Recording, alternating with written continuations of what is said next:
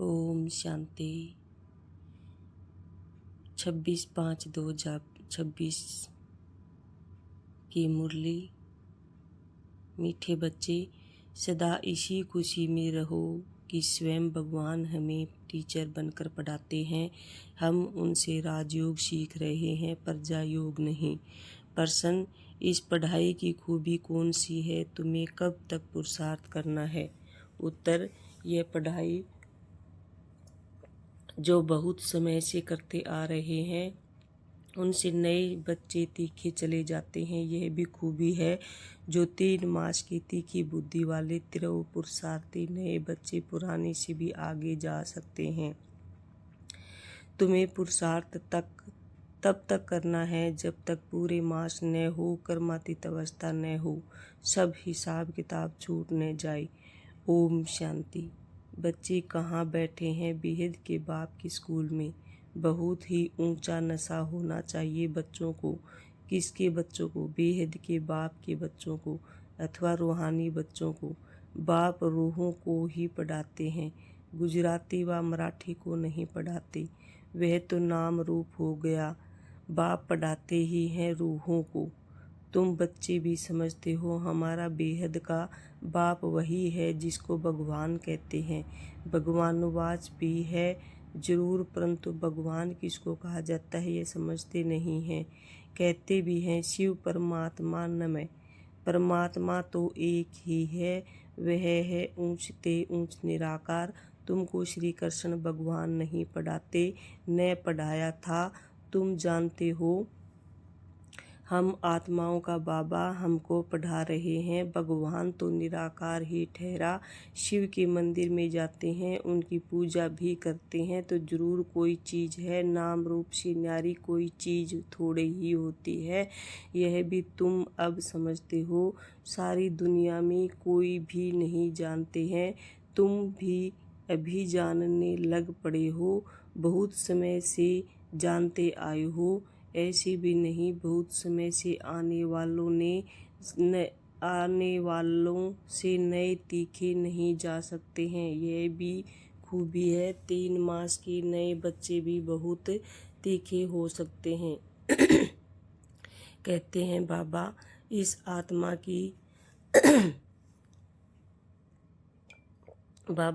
आत्मा की बुद्धि बहुत तीखी है। नए जब सुनते हैं तो बड़े गदगद होते हैं। है तो सब गोडली स्टूडेंट। निराकार बाप का सागर पढ़ा रहे हैं। भगवानुवाच भी गाया हुआ है, परंतु कब यह भूल गए हैं। अभी तुम बच्चे जानते हो ऐसे भी कोई होते हैं जिनका बाप टीचर होता है, परंतु वह सिर्फ एक ही सब्जेक्ट पढ़ाएंगे, दूसरी सब्जेक्ट लिए दूसरा टीचर पढ़ाएंगे। यहाँ तो बाप सब बच्चों का टीचर है। यह वंडरफुल बात है। ढेर बच्चे हैं जिनको निश्चय है वैसी बाबा हमको पढ़ाते हैं। श्री कृष्ण को बाबा कह नहीं सकते, श्री कृष्ण को ऐसे टीचर गुरु भी नहीं समझते।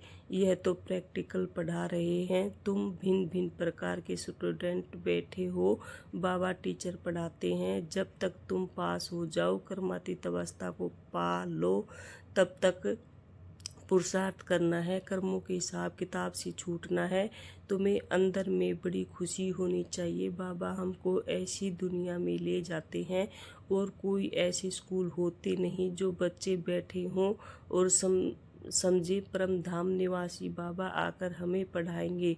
अभी तुम यहाँ बैठते हो तो समझते हो हमारा बेहद का बाबा हमको पढ़ाने के लिए आते हैं, तो अंदर में बड़ी खुशी होनी चाहिए।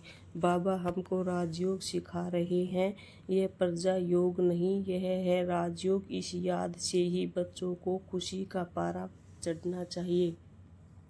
कितना बड़ा इम्तहान है और तुम बैठे कितने साधारण हो। जैसे मुसलमान लोग बच्चों को दरी पर बैठ पढ़ाते हैं, तुम इस निश्चय से यहाँ आते हो, अब बाप के सम्मुख बैठे हो। बाबा भी कहते हैं मैं ज्ञान का सागर हूँ, मैं कल्प कल्प आकर राजयोग सिखाता हूँ। श्री कृष्ण के 84 जन्म कहो व ब्रह्मा के 84 जन्म कहो, बात एक ही है। ब्रह्मा सो श्री कृष्ण व बुद्धि में अच्छी रीति धारण करना है। बाप के साथ बड़ा लव रहना चाहिए। हम आत्माएं उस बाप के बच्चे हैं। परम पिता परमात्मा आकर हमको पढ़ाते हैं, श्री कृष्ण तो हो न सके। ऐसे थोड़े ही श्री कृष्ण ने पढ़ाया होगा, ताज आदि उतार कर आया होगा। अब पढ़ाने वाला तो बुजुर्ग चाहिए। बाप कहते हैं मैंने बुजुर्ग तन लिया है, यह फिक्स है। शिव बाबा ब्रह्मा द्वारा ही पढ़ाते हैं, कहते भी हैं बरोबर परम पिता परमात्मा ब्रह्मा द्वारा स्थापना करते हैं। अब ब्रह्मा कहाँ से आया यह समझते नहीं हैं। बाप बैठ घड़ी घड़ी बच्चों को सुजग करते हैं, माया फिर सुला देती है। अब तुम सम्मुख बैठे हो, समझते हो कि मैं तुम्हारा रूहानी बाप हूँ, मुझे जानते हो ना। गाते भी हैं परम पिता परमात्मा ज्ञान के सागर हैं, पतित पावन दुख हरता सुख करता है। श्री कृष्ण के लिए भी कभी नहीं कहेंगे सबको इकट्ठा तो पढ़ा नहीं सकते। मधुबन में मुरली चलती है, वह फिर सब सेंटर्स पर जाती है। तुम अभी सम्मुख हो, जानते हो कल्प पहले भी बाबा ने ऐसे पढ़ाया था। यही समय था जो पास्ट हो गया, वह फिर भी प्रेजेंट होना है। भक्ति मार्ग की बातें तो अब छोड़ देनी है। अभी तुम्हारी ज्ञान से प्रीत बढ़ाने वाले से प्रीत है। कोई जब टीचर से पढ़ते हैं तो उनको सौगात देते हैं, ये बाबा तो खुद ही सौगात देते हैं। यहाँ आकर साकार में बच्चों को देखते हैं, ये हमारे बच्चे हैं। यह भी बच्चों को ज्ञान है। सब 84 जन्म लेते हैं, कोई का एक जन्म तो भी उसमें सुख दुख पास करेंगे। अभी तुम इन सब बातों को समझ गए हो। यह मनुष्य सृष्टि का सीजरा है। पहले नंबर में है ब्रह्मा सरस्वती आदि देव आदि देवी, पीछे फिर अनेक धर्म होते जाते हैं। वह है सर्व आत्माओं का बीज, बाकी सब है पत्ते। प्रजापिता ब्रह्मा सबका बाप है। इस समय प्रजापिता हाजिर है। यह बेट शूद्र से कन्वर्ट कर ब्राह्मण बनाते हैं, ऐसे कोई कर न सके। बाप ही तुमको शूद्र से ब्राह्मण बनाए फिर देवता बनाने लिए पढ़ा रहे हैं। यह है ही सहज राजयोग की पढ़ाई। राजा जनक ने भी सेकंड में जीवन मुक्ति को पाया, अर्थात स्वर्गवासी बन गया। मनुष्य गाते तो रहते हैं परंतु फिर भी समझा नहीं सकते। अब बाप कहते हैं बच्चे देह अभिमानी बनो, तुम अशरीरी आए थे फिर शरीर लेकर पाठ बजाया, बरोबर 84 जन्म लिए हैं। बाप जो टूथ है वह सत्य ही बताएंगे। राजधानी हुई ना, राजयोग एक थोड़े ही सीखेंगे। तुम सब अभी कांटों से फूल बन रहे हो। कांटा और फूल किसको कहते हैं यह भी अब तुम समझ रहे हो। यह है ही छी छी कांटों की दुनिया। हम 84 जन्मों का चक्कर लगाए नरकवासी हुए हैं, फिर से वर्ल्ड की हिस्ट्री ज्योग्राफी रिपीट करेंगे। हम फिर से जरूर स्वर्गवासी बनेंगे। कल्प कल्प हम बनते हैं, घड़ी घड़ी ये याद करना है और नॉलेज समझानी है। यह लक्ष्मी नारायण सूर्यवंशी थे, क्राइस्ट आया उनके पहले बहुत थोड़े थे, राजधानी नहीं थी। अब बाप आकर सतयुग की राजधानी स्थापन करते हैं। स्थापना होती ही है संगम पर। अभी तुम्हारी बुद्धि में है कि यह है सच्चा सच्चा कुंभ का मेला। आत्माएं अनेक है, परमात्मा एक है। परमात्मा बाप बच्चों के पास आते हैं पावन बनाने। इसको ही संगम युग का कुंभ का मेला कहा जाता है। अभी तुमको ज्ञान का तीसरा नेत्र मिला है। बाप आकर स्वर्गवासी बनाते हैं, फिर नरक। पुरानी दुनिया का विनाश जरूर होना चाहिए। कल्प कल्प विनाश होता ही है। नई सो पुरानी, पुरानी सो नई होती है, यह तो जरूर होगा। नई को स्वर्ग, पुरानी को नरक कहा जाता है। अभी तो कितनी मनुष्यों की वृद्धि होती जाती है। अनाज नहीं मिलता है तो समझते हैं हम बहुत अनाज पैदा करेंगे, परंतु बच्चे कितने पैदा होते रहते हैं, अनाज कहाँ से लाएंगे। अभी तुम बच्चों को यह खातिरी है कि ये सारी दुनिया, पुरानी दुनिया खत्म होनी है। मनुष्य को ये ज्ञान अच्छा भी लगता है, परंतु बुद्धि में कुछ भी बैठता नहीं है। तुम्हारी बुद्धि में है नरक के बाद स्वर्ग आएगा। सतयुग के देवी देवता होकर गए हैं। यह लक्ष्मी नारायण भारत के मालिक थे। चित्र है। सतयुग में है आदि सनातन देवी देवता धर्म। अभी अपने को देवता धर्म के कहलाते नहीं हैं, उसके बदले हिंदू कह देते हैं। बच्चे अच्छी तरह जानते हैं कि हम यह देवी देवता बन रहे हैं। बाबा हमको पढ़ा रहे हैं इन ऑर्गन्स द्वारा। बाबा कहते हैं नहीं तो मैं तुमको पढ़ाऊं कैसे। आत्माओं को ही पढ़ाते हैं, क्योंकि आत्मा में ही खाद पड़ती है। अभी तुमको सच्चा सोना बनना है। गोल्डन एज से सिल्वर एज में आए, अर्थात चांदी की खाद पड़ने से तुम सूर्यवंशी बन जाते हो। सतयुग में गोल्डन एज में थे, वही फिर नीचे उतरते हैं, फिर बुद्धि में फिर वृद्धि भी हो जाती है। अभी तुम्हारी बुद्धि में है। हम गोल्डन, सिल्वर, कॉपर, आयरन में 84 का चक्कर लगा कर आए हैं। अनेक बार ये पार्ट बजाया है। इस पार्ट से कोई भी छूट नहीं सकता। वो कहते हैं हमको मोक्ष चाहिए, लेकिन वास्तव में तंग तो तुमको होना चाहिए। 84 का चक्कर तो तुमने लगाया है। मनुष्य तो समझते हैं आना और जाना होता ही रहता है। इनसे क्यों न हम छूटे, परंतु यह तो हो न सके। गुरु लोग भी कह देते हैं तुम मोक्ष को पाएंगे। ब्रह्मा को याद करो तो ब्रह्मा में लीन हो जाएंगे। अनेक मतांतर भारत में ही है, और कोई खंड में इतने नहीं है। ढेर की ढेर मत है, एक न मिले दूसरे से। रिद्धि सिद्धि भी बहुत सीखते हैं, कोई के सर निकालते, कोई क्या। इसमें मनुष्य बहुत खुश होते हैं। यह तो है स्पिरिचुअल नॉलेज। तुम जानते हो स्पिरिचुअल फादर है। हम आत्माओं का बाप, रूहानी बाप, रूहों से बात करते हैं। सत्यनारायण की कथा आकर सुनाते हैं, वह अमर कथा सुनाते हैं, जिससे अमरलोक का मालिक बनाते हैं, नर से नारायण बनाते हैं, फिर कोड़ी मिसल बन जाते हैं। अभी तुमको हीरे जैसा अनमोल जन्म मिला है, फिर कोड़ियों पिछाड़ी क्यों गवाते हो। यह दुनिया ही बाकी कितने वर्ष होगी, कितने लड़ाई झगड़े होते रहते हैं, सब खत्म हो जाएंगे। मौत सामने खड़ा है, फिर इतने लाख करोड़ कौन बैठ खाएंगे। क्यों नहीं इनको सफल करना चाहिए। यह रूहानी कॉलेज खोलने से मनुष्य एवर हेल्दी, वेल्दी, हैप्पी बन जाते हैं।